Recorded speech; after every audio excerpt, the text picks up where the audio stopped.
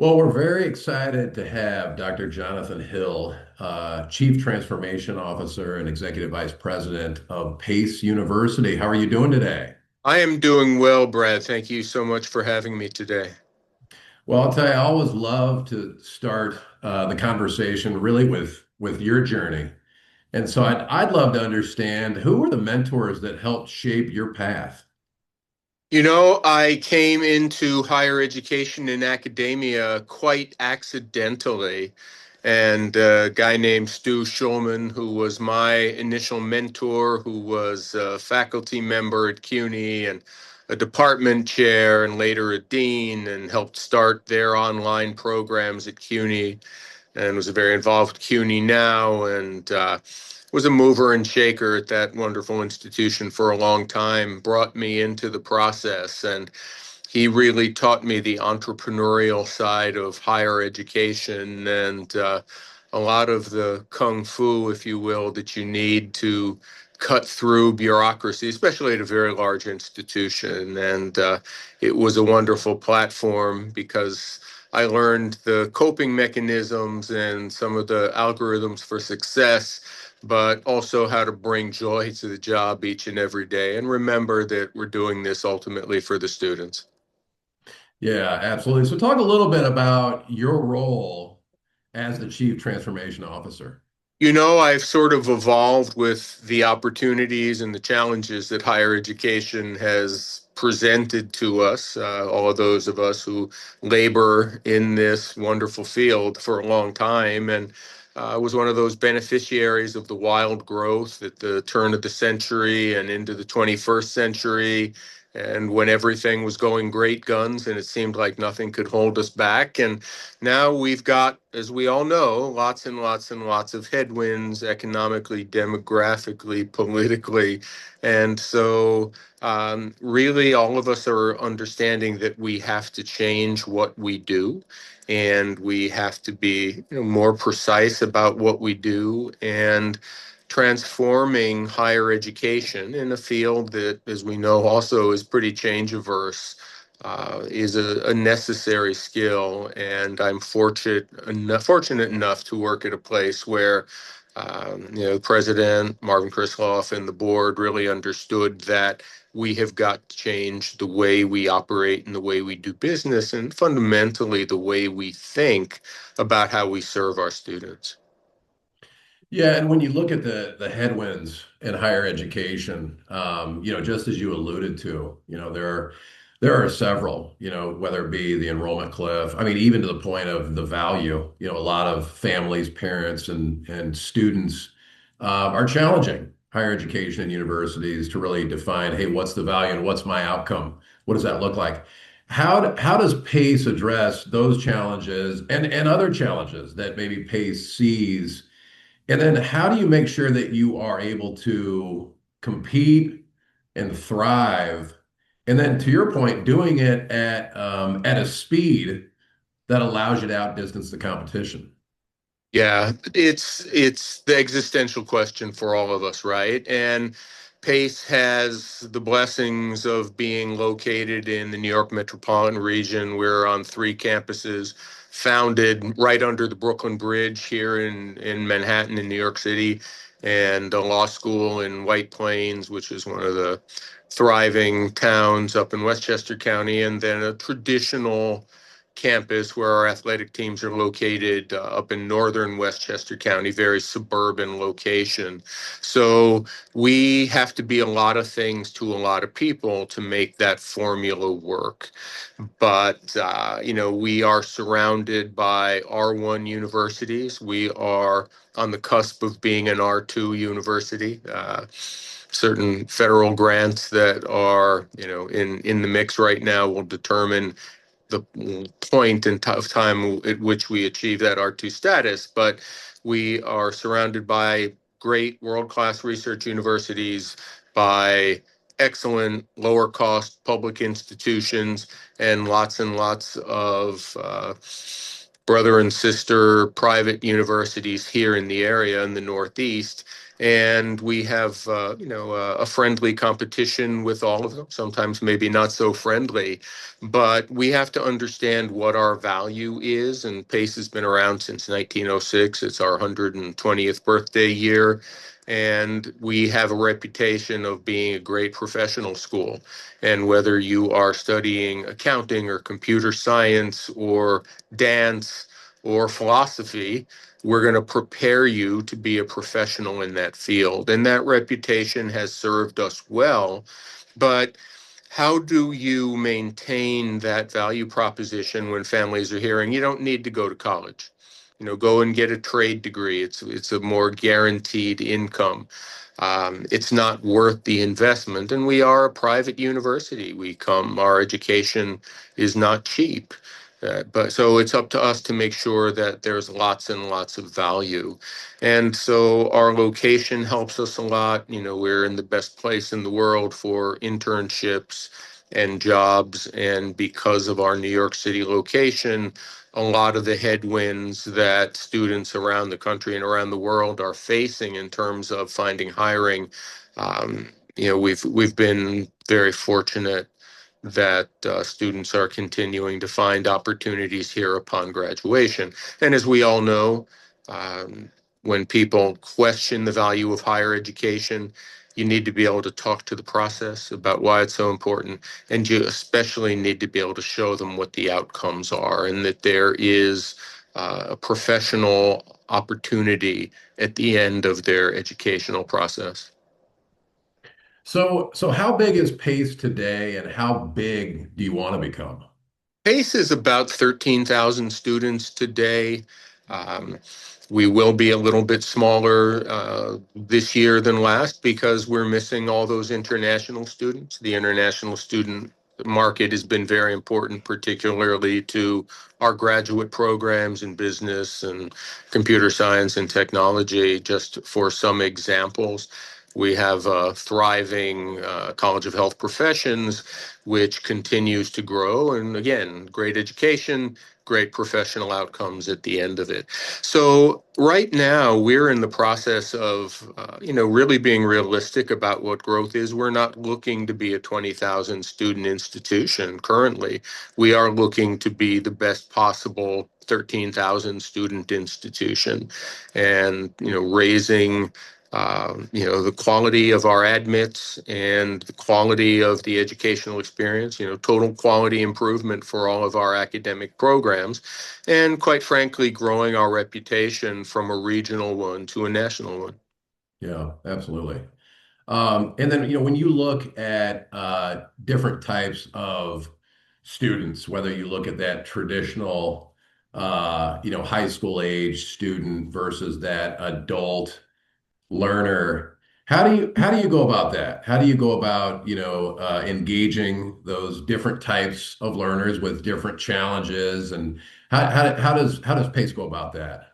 It's you go to graduation and you see these 21-year-olds who are walking off that stage with their fake diploma in hand and ready to go out and conquer the world. And then you go to the graduate ceremonies and you see those 40, 50, sometimes 60 and older year olds who've completed from all over the country, who've done an online program with us. It's always a delight to meet those people. And so, obviously, different needs, different marketplaces. They're all PACE students, and we try to be very sure that they all share a common experience and that they all understand what it means to be part of the PACE community and that they will keep that degree and their affiliation with the university with them through their whole lives and be proud of being an alum of Pace University. But an adult student who is coming to class after work to finish their MBA or who is doing an online program in cybersecurity from Ohio or Florida or California, is going to have very, very different needs than that person who's walking into the classroom 2 times a week, for example. And so, I think we have specialized staff and faculty who are particularly adept at working with those populations. When you talked about your ideal, really an ideal location, especially as it relates to kind of workforce management and just opportunities for these students. Right. Can you expand on what that means as far as these students not just being career ready, but being in a place where you can find a job and a great job? Yeah, I think at any of the urban universities around the country, you have certain advantages of proximity. Whether that's whatever the strongest industries are, and New York is strong in lots and lots of ways, right? So you've got all the banks and insurance companies and the big tech companies have hubs here, and all the media companies and fashion, and of course performing arts. We've got one of the top performing arts programs in the country. So there's no place better for our students to be, especially when you consider the fact that they spend a semester in Los Angeles and the other performing arts hub. So they get all of those exposures.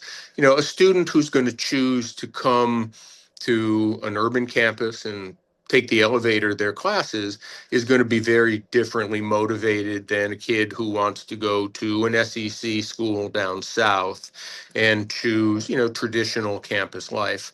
Our students in New York on the Manhattan campus have, a vibrant and wonderful college life, but it's going to be a different experience than a kid who goes to Clemson or UT Austin. Our Pleasantville campus is, again, more suburban, and our sports teams are there. And that tends to be a location where students come either to participate in athletics or because they are from within a 90-minute drive of the area and they choose us for an excellent education and proximity to home. So how do you ensure, and maybe I'm speaking to either that adult learner who's coming back to school after an absence, or maybe even a freshman that's coming into a new experience.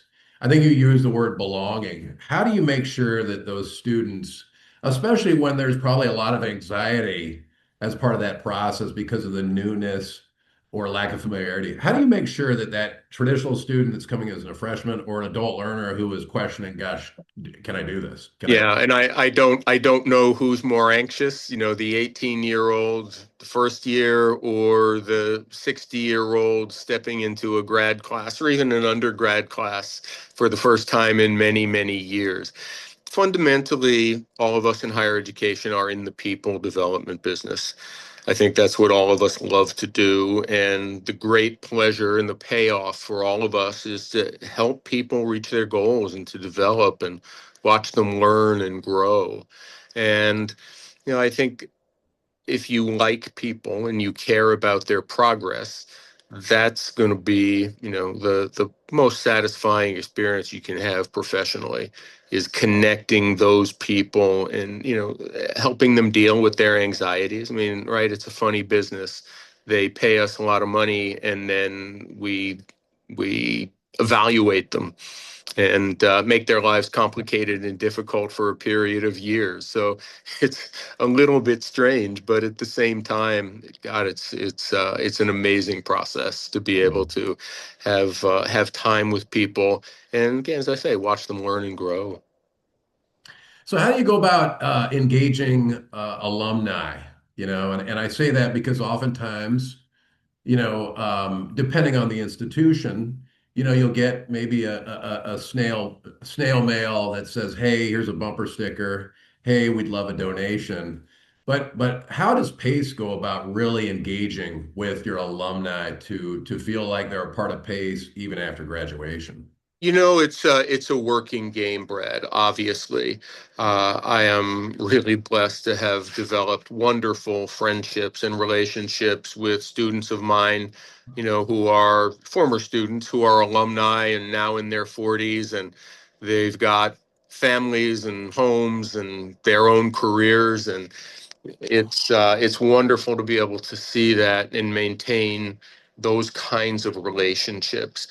People want to belong to something.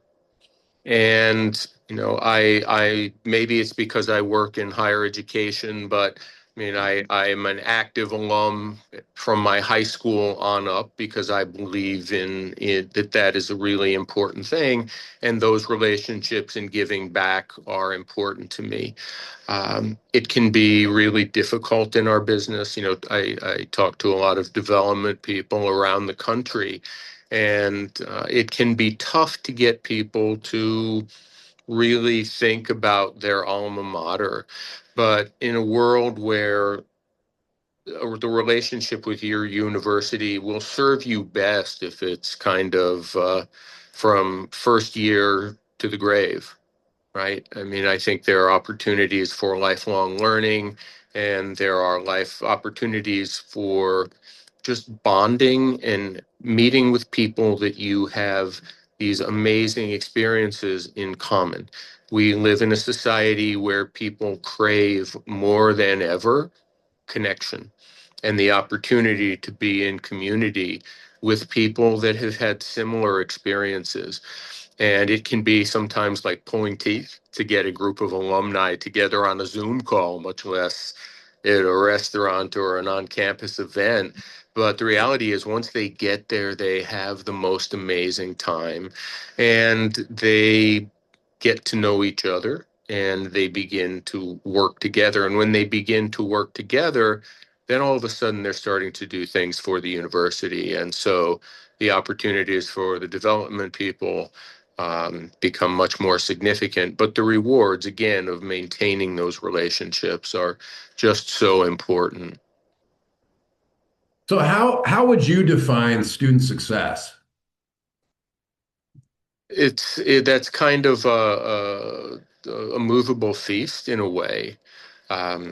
Students are obviously motivated by grades, but what are they getting out of it? Some of our best students, they come to class, they do their thing, and they leave. And they're not going to show up for the pizza lunch or come to the football game. They're going to be great students and very successful, and they're getting what they want to out of the university.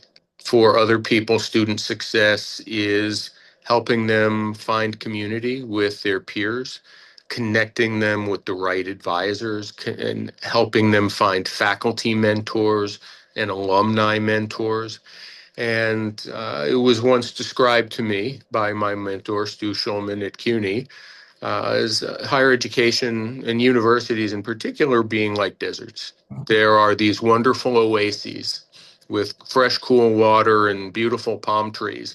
But if there's no one to guide you from oasis to oasis, you can get lost.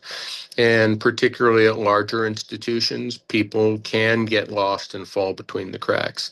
And so for all of us who work in higher education, helping those people to find their way and find connection, I think is really what student success is at its root.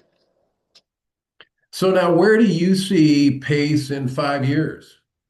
I think PACE is going to be emerging from institution with a strong regional reputation to an institution with a national and international reputation, increasingly recognized for its academic excellence, as well as the outcomes that we've always enjoyed a great reputation for.